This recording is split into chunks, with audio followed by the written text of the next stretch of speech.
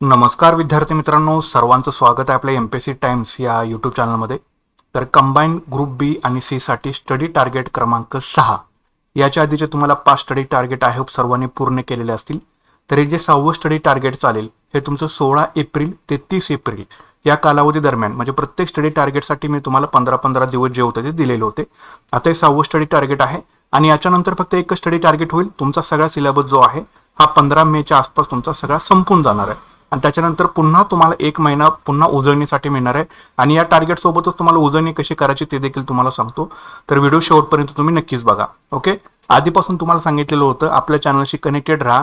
Study target ज्यांनी पूर्ण केलेले असतील त्यांनी जवळपास 80% अभ्यासक्रम जो आहे तो जवळपास कम्प्लिटली तुम्ही आता केलेला आहे. तेवढ्या अभ्यासक्रमावरती सुद्धा तुमची प्रिलियम जी आहे ही तुमची निघू शकते जर तुम्ही स्टडी टार्गेट फॉलो केलेलं असेल तर आता सुरुवात करूया. तर बघा, काही महत्त्वाच्या सूचना सांगतो तुम्हाला. जे काही टार्गेटमध्ये आपण चॅप्टर सांगितलेले आहे त्याची तुम्ही सर्वात आधी रीडिंग करायची आहे. एक एक चॅप्टर पूर्ण करा. जर तुमचा सगळे विषय घेऊन जायला गोंधळ होत असेल तर कुठल्याही विषयाचा ह्या टार्गेटमधला एक चॅप्टर घ्या, तो व्यवस्थित पूर्ण करा. त्याच्यानं वाटलं तर नोट्स बनवा शॉर्टमध्ये, काही प्रॉब्लेम होत नाही. रिव्हिजनसाठी तुम्हाला ते चांगलं पडेल. पहिल्यांदा लक्षात राहील असं तुम्हाला होणार नाही, पण वाचत असताना शक्यतो पेन आणि हायलायटर सोबत घेऊन बसा. महत्त्वाचे लाईन, एखादे सेंटेन्स, एखादा मुद्दा महत्त्वाचा वाटतो त्याला तुम्ही हायलाईट करा किंवा त्याच्या शॉर्ट नोट्स तुम्ही बनवू शकता. एक चॅप्टर झाल्यानंतर त्याचं PYQ सुद्धा तुम्हाला करायचं आहे, जेणेकरून आयोग कशा पद्धतीने त्या चॅप्टरवरती प्रश्न विचारतं हे आपल्याला कळून येतं. चालू घडामोडीच्या जर नोट्स बनवता आल्या तर अतिशय चांगलं होऊन जाईल. सिम्प्लिफाईडच्या शक्यतो सर्वांनी नोट्स बनवायच्या आहेत. ठीक आहे. गणित आणि बुद्धिमत्ता नोटबुक घालून तुम्हाला जे चॅप्टर सांगितलेले आहेत त्याचे प्रत्येक टाईपचे एखादे एक्झाम्पल, PYQ किंवा इतर टेस्ट जर तुम्ही सोडत असाल तर नोटबुक घालून शक्यतो बघून सोडवा. कशा पद्धतीने पायरी त्यांनी सोडवलेली आहे ते तुम्ही बघून सोडवा आणि त्याच पद्धतीचं दुसरे एखादं एक्झाम्पल तुम्ही सोडवण्याचा ट्राय केला पाहिजे. ज्यांनी आता आधीपासून टार्गेट फॉलो केलेलं असेल पहिल्यापासून, ठीक आहे, त्यांनी आता काय करायचं, हे 6वं स्टडी टार्गेट आपलं आहे.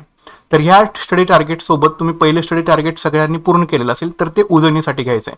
म्हणजे 6व्या सोबत पहिलं घ्या, ठीक आहे, नंतर 7वं झाल्यानंतर दुसरं घ्या, पुन्हा 3रं, 4थं, 5वं, 6वं असं तुम्ही करत चला. म्हणजे पाठीमागची सुद्धा उजळणी होईल आणि या स्टडी टार्गेट सुद्धा तुमचं कंटिन्युअस चालू राहील. ठीक आहे. तर अशा पद्धतीने तुम्हाला उजळणी जी आहे ती करायची. ह्या टार्गेट सोबत तुम्ही पहिले स्टडी टार्गेट जे आहे ते रिव्हिजनला घेऊ शकता.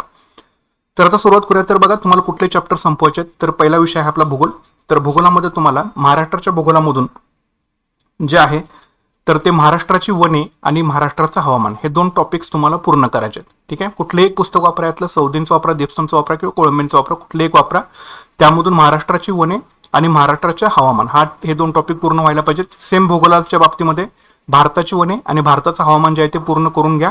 आणि जगाच्या भूगोलामधून पृथ्वीचं अंतरंग जे आहे हा चॅप्टर व्यवस्थितरित्या करून घ्यायचा. त्याच्यावरचे MCQ तुम्ही सोडवा. PYQ सुद्धा तुम्हाला सोडवणं गरजेचं आहे. ठीक आहे. जिओग्राफीचे मार्क्स हातच्या हातच ते अजिबात तुम्ही घालवू नका. पुढचा विषय आहे आपला राज्यशास्त्र आणि पंचायत राज. तर राज्यशास्त्रासाठी कोळंबेंच्या पुस्तकामधून आपण टॉपिक लिस्ट घेतलेली आहे. तुम्ही जर लक्ष्मीकांत वापरत असाल तर त्या संबंधित चॅप्टर त्यामधून तुम्हाला करायचं आहे. तर केंद्र राज्य संबंध, आंतरराज्यीय संबंध, संघ लोकसेवा आयोग, राज्य लोकसेवा आयोग आणि न्यायाधिकरणे असे एकूण 5 टॉपिक्स आहेत. हे तुमचे संपले पाहिजेत वाचून पूर्णपणे, त्याच्या नोट्स वगैरे बनवून त्याच्यावरचे PYQ सोडवून. पंचायत राजसाठी किशोर लोटेंचं पुस्तक वापरा. याच्यामधून नगरपालिका आणि महानगरपालिका हे 2 टॉपिकचं टार्गेट राहील. तर हे राज्यशास्त्र आणि पंचायत राज जे आहे ते 30 एप्रिलपर्यंत तुमचे हे चॅप्टर वाचून पूर्ण व्हायला पाहिजेत विथ PYQ क्लिअर करून. ठीक आहे. पुढचा विषय आहे आपला अर्थशास्त्र. अर्थशास्त्रामध्ये कृषी क्षेत्र, उद्योग क्षेत्र आणि पायाभूत संरचना विकास. जर तुम्ही किरण देसलेंचा भाग 1 वापरत असाल तर त्यामधून सुद्धा सांगितलेलं चॅप्टर्स तुम्ही क्लिअर करून घ्या. कृषी क्षेत्र, उद्योग क्षेत्र, पायाभूत संरचना विकास म्हटलं कुठलं तरी एकच वापरा. एक तर कोळंबेंचं वापरा किंवा किरण देसलेंचा भाग 1 वापरा, तर तुमच्या रिव्हिजन जे असतील ते चांगल्या होतील. ठीक आहे. तर हे 3 टॉपिक्स तुम्हाला क्लिअर करायचे आहेत: कृषी क्षेत्र, उद्योग क्षेत्र, पायाभूत संरचना आणि विकास. पुढचा विषय आहे आपला इतिहास. इतिहासासाठी समाधान महाजन यांचं पुस्तक, त्यामधून सांप्रदायिकतेचा विकास आणि भारताची फाळणी हा टॉपिक क्लिअर करून घ्या. आणि महाराष्ट्राच्या इतिहासासाठी गाठा, महाराष्ट्राची निर्मिती हा चॅप्टर तुम्हाला पूर्ण करून घ्यायचा आहे. किंवा जर एखादा कठारे वापरत असेल तर तो सुद्धा त्यामधून करू शकतो. ठीक आहे.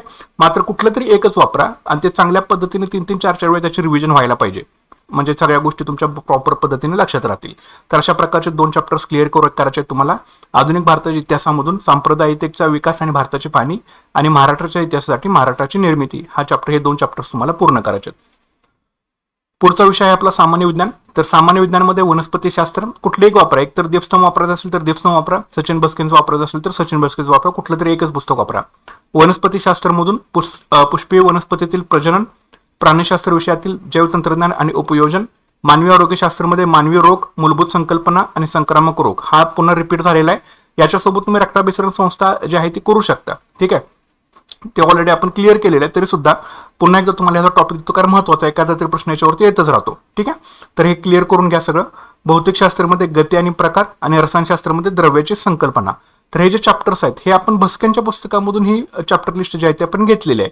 जर तुम्ही दीपस्तंभ वापरत असाल तर हे चॅप्टर्स बघा त्याच्यामध्ये कुठे आहेत आणि त्या पद्धतीने त्याचे चॅप्टर पूर्ण करण्याचा तुम्ही प्रयत्न जो आहे हा करायचा आहे. तर सामान्य विज्ञानचे चॅप्टर्स एकदा पाहून घ्या. याच्यावरच्या आयोगाने कशा प्रकारे प्रश्न विचारलेले आहेत ते सुद्धा बघा.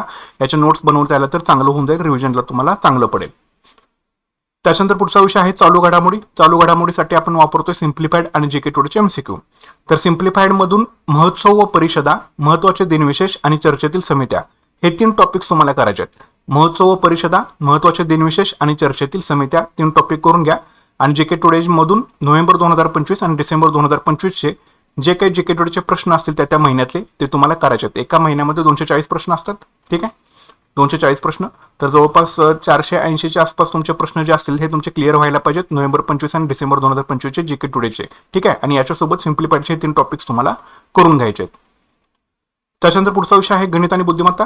तर गणितासाठी भागीदारी हा चॅप्टर क्लिअर करा आणि बुद्धिमत्तासाठी आदान प्रदान म्हणजे इनपुट आणि आउटपुट हा चॅप्टर जो आहे तो तुम्हाला पूर्ण करायचा आहे. ठीक आहे, तर अशा प्रकारचे गणित आणि बुद्धिमत्ताचं टार्गेट आहे. भागीदारी, पार्टनरशिप आणि आदान आणि प्रदान हे चॅप्टर्स जे आहेत हे पूर्ण करून घ्या. याच्यावरचे टाइप्स असतील ते सोडवा, आयोगाचे प्रश्न असतील ते सोडवा, टेस्ट असतील त्या सोडवा आणि मॅक्झिमम गणित आणि बुद्धिमत्ता आणि करंट अफेअर्स होते जास्तीत जास्त भर द्या. ते कारण जेणेकरून ते 2 विषय जर चांगले केले तर तुमची प्रिलिम निघण्याचे चान्सेस जे आहेत ते वाढतील.